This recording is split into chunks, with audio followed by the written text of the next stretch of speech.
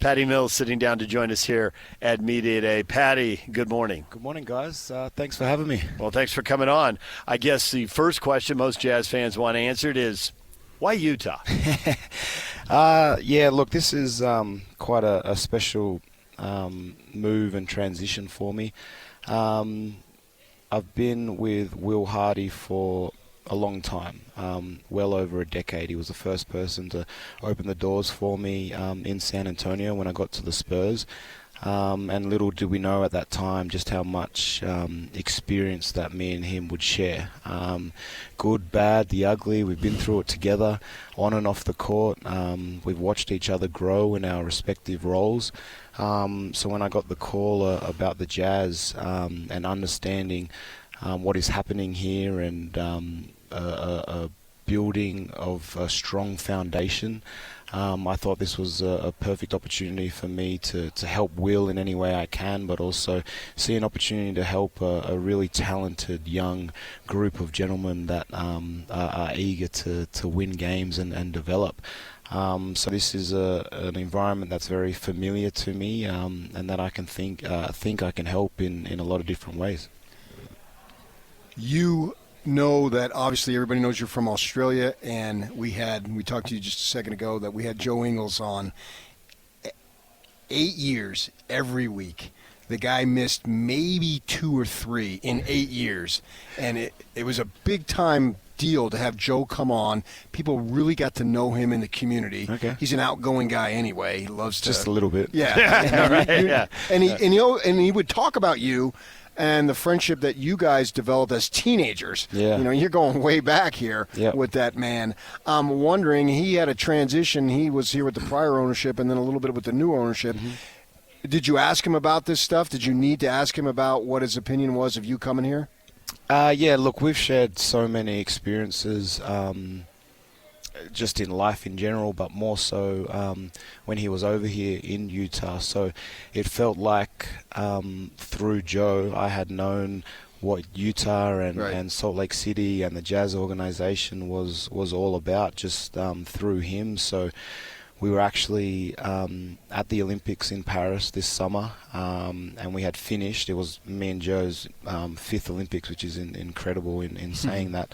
But it was all over, and we caught up for coffee, and I let him know that I think I'm going to the Jazz. And he was so excited for me, as he always is. He's been a great sounding board and friend and support to have throughout my career. But he couldn't stop raving about this place, and more so the people that were around this organization, and both him and Renee said you're going to have a blast and get to know everyone really well. So, it was almost like in Joe's special way, his blessing, for me to come to the Jazz and experience what he was fortunate enough to experience over the course of however many years. Yeah, 8. Patty Mills joining us. I'm curious because while Joe was here, there was the ownership change. Mm-hmm. And with the ownership change, there's the management change, there's a coaching change. There's a lot of changes throughout the organization. And the constant is that there are people in Utah who are San Antonio people, and they bring in San Antonio people. Dennis Lindsay brought in Quinn Snyder. They knew each other because of the Spurs organization. Uh-huh. Here you come. Will Hardy brings you in, and I'm not going to bore you with the other ones, but trust me, there have been way more. Yep. So what is it about the Spurs organization that bonds the people, and that people, when they leave, seem to constantly be trying to recreate? I think a culture of understanding that although it's about basketball and it's about winning, it's about a successful organization, I think it's about more than basketball.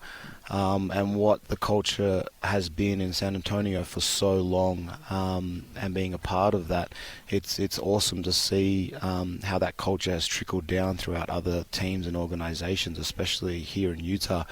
So I think it's a credit to what has been built in San Antonio for so long and what's there, but also allowing people to to leave and grow in their respective roles, to be able to create their own version of what they've learned from San Antonio.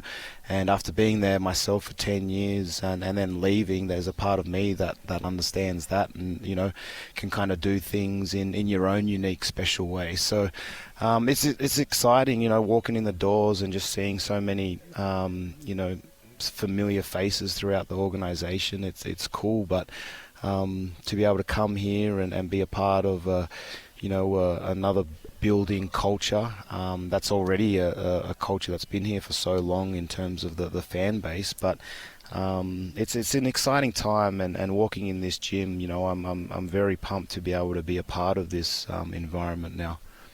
Everybody grows up. You can't help it. Do they? Yeah, they do. They do. Do I have to? You don't have to. I guess you have to just by age. If you want. Maybe maturity-wise, you can still be a kid. We don't like to go that. And you're one of these elder statesmen now in this league, right, as a person. What can you give specifically to these young guys? Because Will Hardy talked about it. He's going to rely on you. He just said it.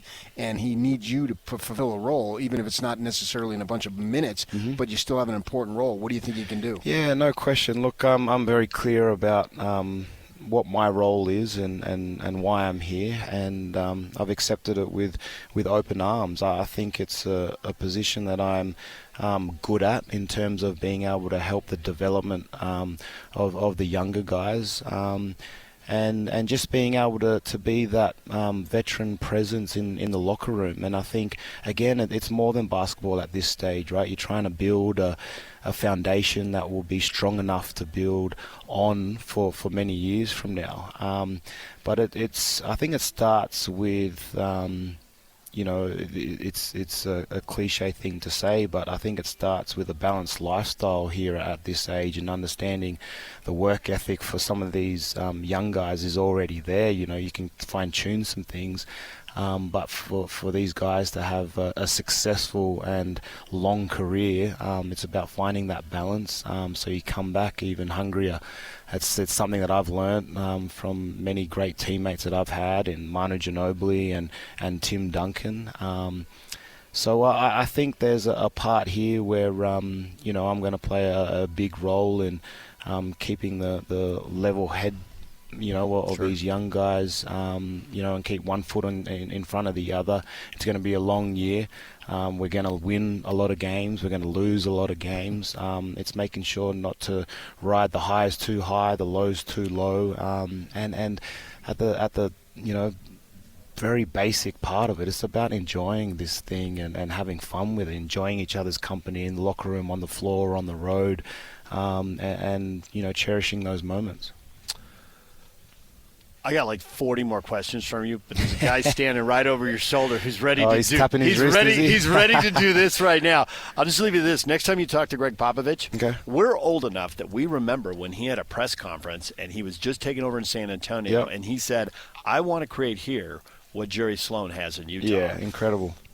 So it's weird. He's got it from somewhere. Right. It's weird that you're bringing it full circle because Jerry stepped down 15 years ago now. Yeah. So it's been a decade. Yeah, it's incredible how these life cycles work and where you get things. But you definitely see that in Pop and where he's got it from and how he's made it his in different ways. And hopefully I can bring that here for a successful Jazz career in the near future. All right. Thanks Patty, thanks for a few minutes, and tell Joe hello. Cheers, guys. All right, cheers. Patty Mills joining us right here. Jazz Media Day continues.